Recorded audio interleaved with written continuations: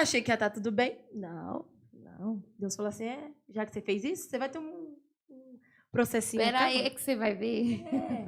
Chegando em casa, fui tentar dormir, não consegui dormir. Não dormi, eu fiquei 3 dias sem dormir. Sabe o que é 3 dias sem... Gente, não tô mentindo. 3 dias sem piscar, sabe? Eu não conseguia, porque o remédio me deixou assim. E quando... A primeira noite foi uma das piores noites da minha vida, porque eu tenho certeza que não foi coisa da minha cabeça. Foi Deus, ele permitiu.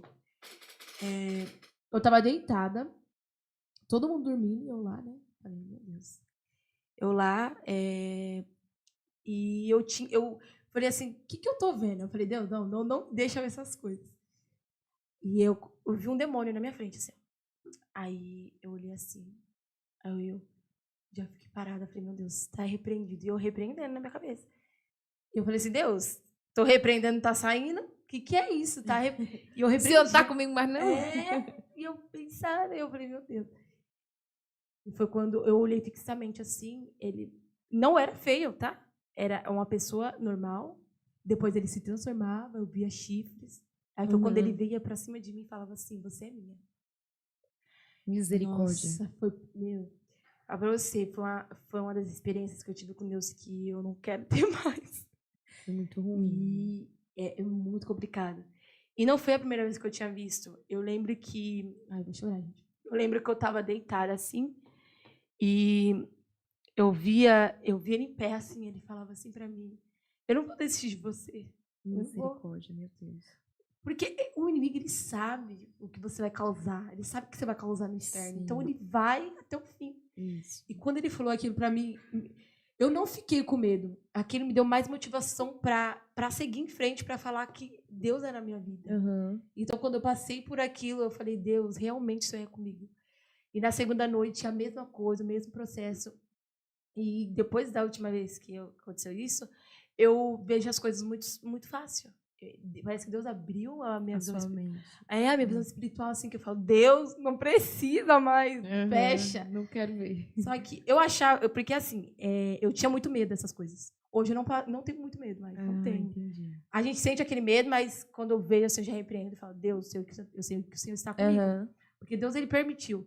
Então, eu coloquei na minha cabeça, Deus, ele permitiu que acontecesse isso comigo para mostrar que ele é comigo, independente do meu medo, independente de tudo. Sim. Então, eu falo para vocês, foi a pior experiência que eu tive com Deus, foi essa, porque eu nunca imaginei que eu ia ver uma criatura falar para mim que nunca ia desistir de mim. Então, ali muito forte. Na hora que eu vi, eu me arrepiava. E eu dei um grito tão grande, foi às 3 e pouco da manhã. Deu um grito tão grande que eu falava assim pra minha avó, vó, ele falou que não vai desistir de mim, ele tá falando, ele tá olhando pra mim. Minha avó, aonde, menina? Eu falei, ele tá ali, ó. E, eu falei assim, Deus. Eu falei, meu Deus. Eu achava que... E na minha cabeça, antes, eu achava que o mundo espiritual não era assim. Porque a gente é acreditado, né? A gente só acredita quando a gente vê.